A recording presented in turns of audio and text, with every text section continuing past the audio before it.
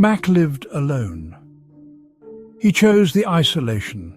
In the echoing vastness of a forgotten mansion, he found solace. The silence was his comfort, or so he thought. Mac was a man of routine. His days were spent in quiet contemplation, lost in books or the melodies he coaxed from an old piano. He rarely left the mansion. Its crumbling grandeur was both a refuge and a prison. Each room held the weight of forgotten memories, whispers of a past he never knew. Mac didn't fear the solitude, not at first, but the mansion was a living thing. It breathed around him.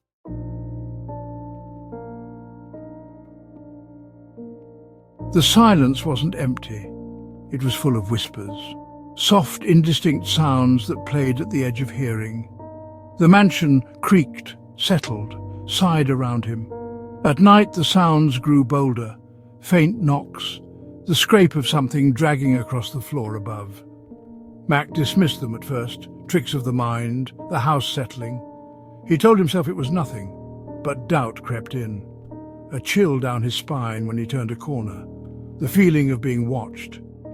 The silence was no longer a comfort, it was a threat. He was alone in the mansion, but he wasn't alone. He was certain of it.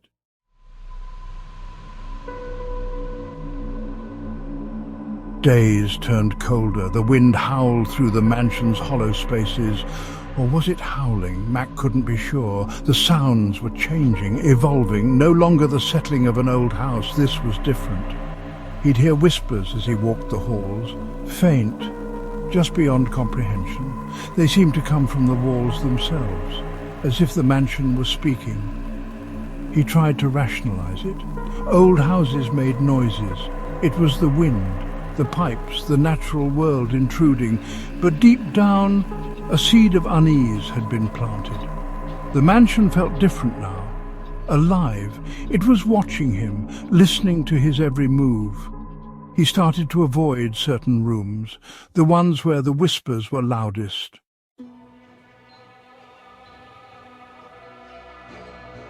Sleep became elusive.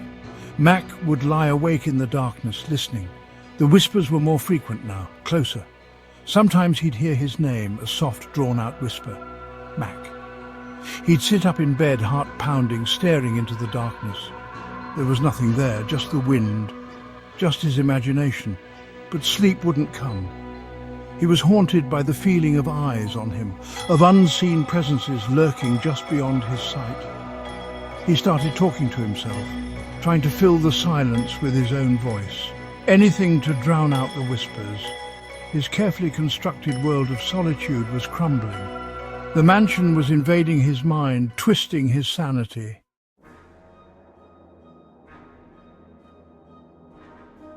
One afternoon, while trying to read, Mac heard it. A child's cry. It came from the wall behind his favorite armchair. He froze, book falling to the floor with a thud. The cry came again, wailing, filled with an unbearable sadness. He pressed his ear to the cold plaster. The sound was clearer now, closer. It wasn't the wind, it wasn't the pipes. It was coming from inside the wall. Mac recoiled as if burned. He knew then that something was terribly wrong. This wasn't just an old house settling. There was something else here, something evil. He thought about leaving, running from the mansion and never looking back. But a strange compulsion held him captive. He had to know. He had to uncover the mansion's secrets.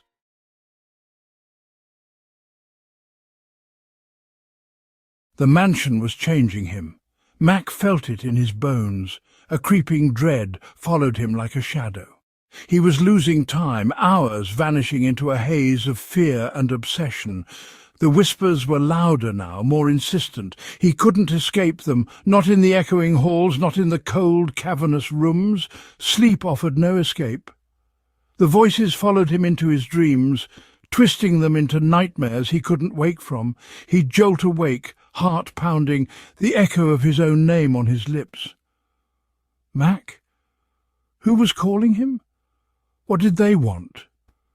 He started carrying a notebook, scribbling down fragments of the whispers, trying to make sense of the chaos. But the words were disjointed, nonsensical.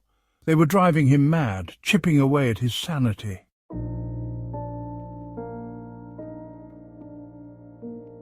Mac became consumed by the mystery of the mansion. He neglected his routine, his meals forgotten, his books gathering dust. The outside world ceased to exist. There was only the house and its secrets. He began recording the sounds, his old tape recorder a lifeline in the darkness. He would spend hours listening to the recordings, searching for patterns in the whispers, for any clue to their origin. The voices seemed to shift and change with each playback, taunting him. He started seeing things too, flickering shadows at the edge of his vision. Faces appearing for a fleeting moment in the patterns of the wallpaper. He knew he was losing his grip on reality, but he couldn't stop. The mansion had him in its thrall. He was a prisoner in his own home.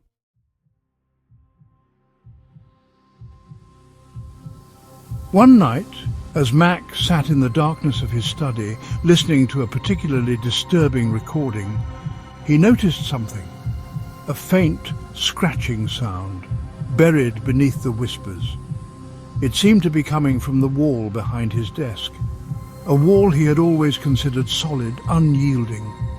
He pressed his ear against the cold plaster. The scratching was clearer now, rhythmic, almost deliberate. He felt a surge of adrenaline. Was someone trapped inside the wall? Or was this another trick of the mansion, another way to torment him? He couldn't shake the feeling that he was close to uncovering the truth.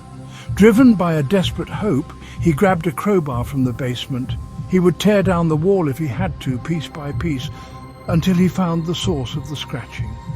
He had to know. He had to see what the mansion was hiding.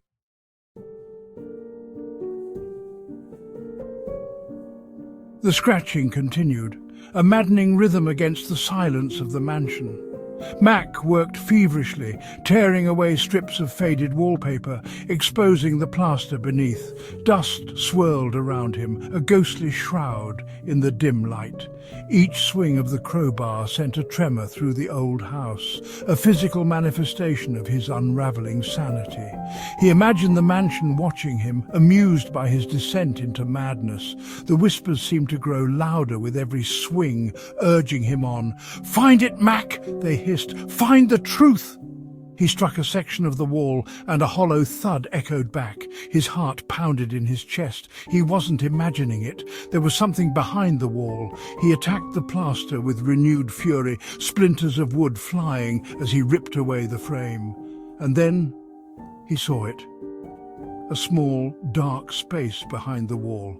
An opening. He stared into the void, his breath catching in his throat.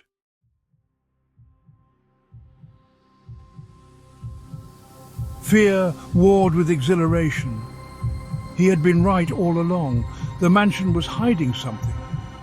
He reached into the opening, his fingers brushing against something cold. Panic surged through him. What if he didn't want to know? But the whispers urged him forward. "Help us, Mac," they cried. He couldn't turn back now, not after coming this far. He squeezed through the opening and found himself in a narrow passageway. The air was thick with decay and dust. He fumbled for his lighter, the flickering flame casting shadows. The passage was cramped, but he pressed on. The mansion had held him captive. It was time to break free.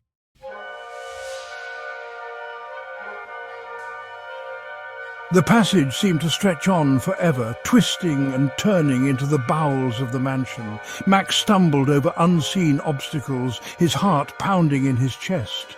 The whispers had faded, replaced by an eerie silence that amplified every creak and groan of the old house. He imagined himself trapped in the darkness, his sanity slowly slipping away. But then, just when his resolve began to falter, he saw it. A faint light ahead, flickering like a dying ember. He lurched toward it, his pace quickening, hope battling with the ever-present fear. As he drew closer, the light grew stronger, revealing a wooden door at the end of the passage. It was old, warped with age, held shut by a heavy iron latch. He reached for the latch, his hand trembling, and hesitated. What lay beyond that door? Was it the answer he had been searching for, or the beginning of his final descent into madness? He took a deep breath and threw open the door.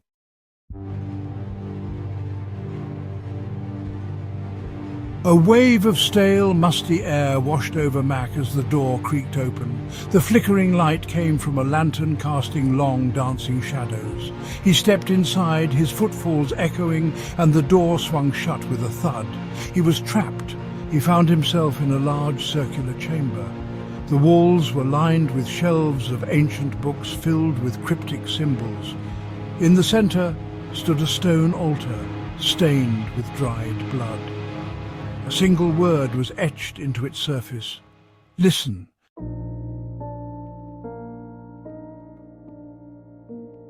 Mac circled the chamber, his hand trailing along the shelves, his fingers brushing against the spines of the ancient books. He picked one up, its leather cover cold and dry beneath his touch. The pages crackled as he opened it, releasing a cloud of dust that smelled of decay and forgotten magic. He couldn't read the language, but the illustrations were unmistakable. Grotesque figures with twisted limbs and vacant eyes, performing unspeakable rituals beneath a blood-red moon. He slammed the book shut, his stomach churning with a mixture of fear and morbid fascination. The whispers seemed to intensify, swirling around him, whispering fragments of forgotten stories, of dark pacts made and broken, of lives sacrificed to appease ancient, hungry gods. He realized then that the mansion wasn't just hiding secrets, it was a conduit, a gateway to something dark and powerful that lay hidden beneath the foundations of the world, and he had stumbled right into its heart.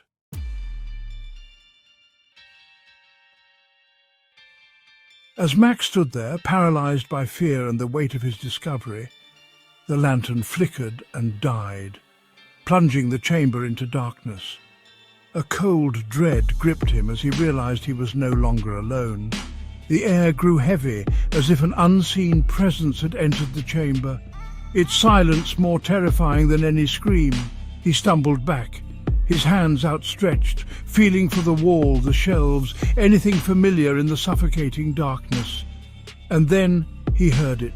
A low growl, guttural and primal, seeming to rise from the very depths of the earth. He spun around, his heart pounding in his chest, but the darkness held no answers, only the growing sense of dread. He had to get out, escape the mansion's grasp before it consumed him entirely. He turned and ran, his footfalls echoing in the darkness, the growl chasing him, urging him onward. He burst through the door, back into the narrow passage, his lungs burning, his mind screaming.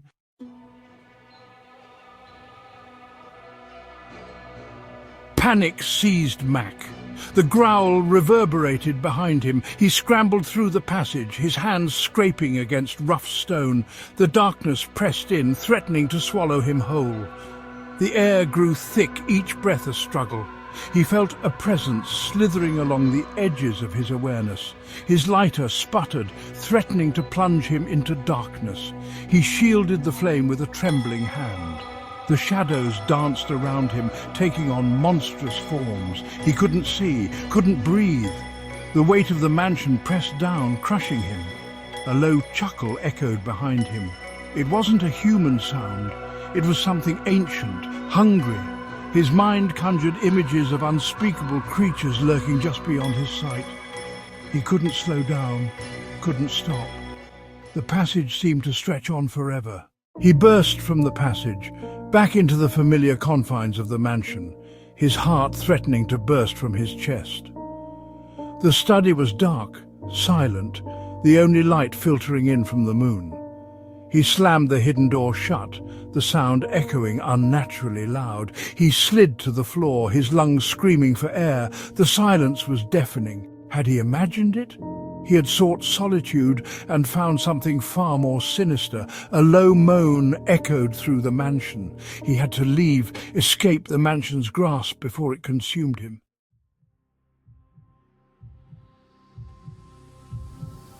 Days later, a lone figure stood before the imposing gates of the abandoned mansion. A young woman, her face etched with a mixture of apprehension and determination. She had heard the stories, the whispers of the house that drove men mad.